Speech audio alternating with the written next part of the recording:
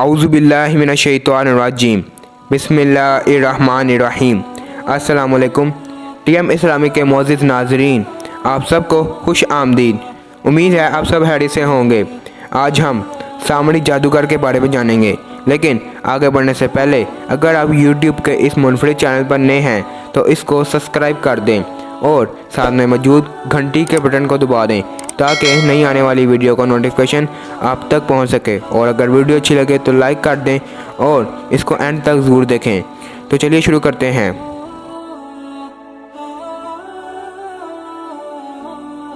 فرعون کی ہلاکت کے بعد بنی اسرائیل اس کے پنجے سے آزاد ہو کر سب ایمان لائے، اور حضرت موسیٰ علیہ السلام کو اللہ کا یہ حکم ہوا کہ وہ 40 راتوں کا کوہ طور پر اعتکاف کریں۔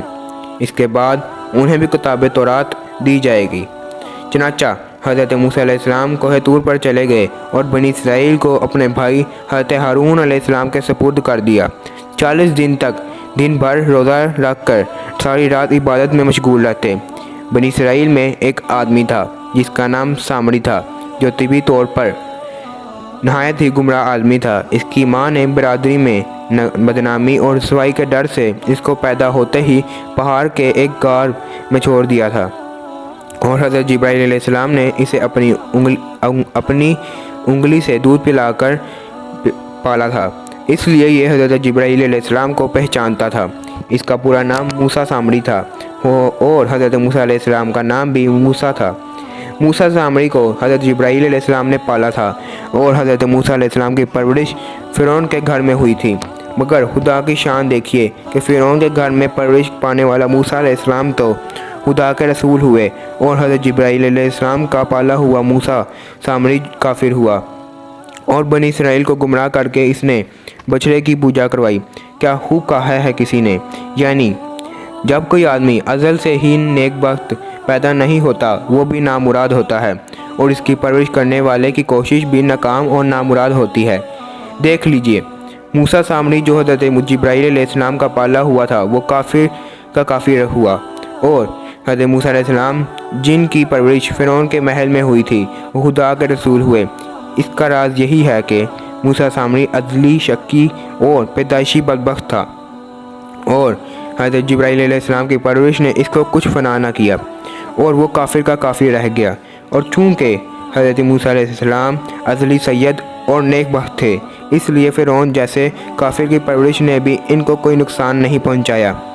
جن دنوں حضرت موسیٰ علیہ السلام کوہ طور پر اعتکاف میں تھے، سامری نے آپ کی غیر موجودگی کو غنیمت جانا اور یہ فتنہ برپا کر دیا کہ اس نے بنی اسرائیل کے سونے چاندی کے زیورات کو مان کر پگھلایا اور اس سے ایک بچڑا بنا دیا، اور موسیٰ علیہ السلام کے قدموں کی ہاک اور حضرت جبرائیل علیہ السلام کے گھوڑے کے قدموں کی ہاک جو اس کے پاس محفوظ تھی، اس نے وہ ہاک بچڑے کے منہ میں ڈال دی۔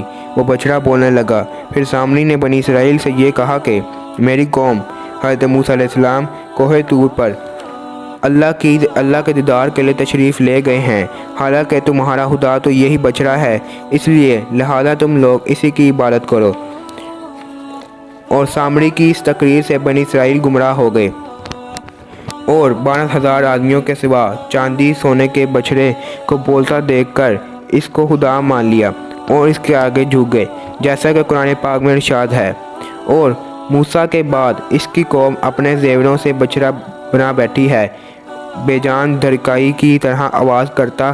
جب 40 دنوں بعد حضرت موسیٰ علیہ السلام اللہ سے ہم کلام ہو کر اور تورات شریف ساتھ لے کر بستی سے تشریف لائے، اور قوم کو بچڑے کی پوجا کرتے دیکھا اور آپ پر بہت غضب و جلال طاری ہو گیا، اور آپ نے جوش و غضب میں تورات شریف کو زمین پر ڈال دیا، اور اپنے بھائی حضرت ہارون علیہ السلام کی داڑھی اور سر کے بال پکڑ کر مارنا شروع کر دیا، اور فرمانے لگے تم نے کیوں ان لوگوں کو اس کام سے نہیں روکا؟ حضرت ہارون علیہ السلام نے معذرت کرنے لگے، جیسا کہ قرآن پاک میں کہا گیا ہے، اے میرے ماں جائے، قوم نے مجھے کمزور سمجھا اور قریب تھا مجھے مار ڈالیں، تو مجھ پر دشمن کو نہ ہانسا اور مجھے ظالموں میں ملا، حضرت ہارون علیہ السلام کی معذرت سن کر حضرت موسیٰ علیہ السلام کا غصہ ٹھنڈا پڑ گیا، اور اس کے بعد آپ نے اپنے بھائی حضرت ہارون علیہ السلام کے لیے رحمت اور مغفرت کی دعا فرمائی۔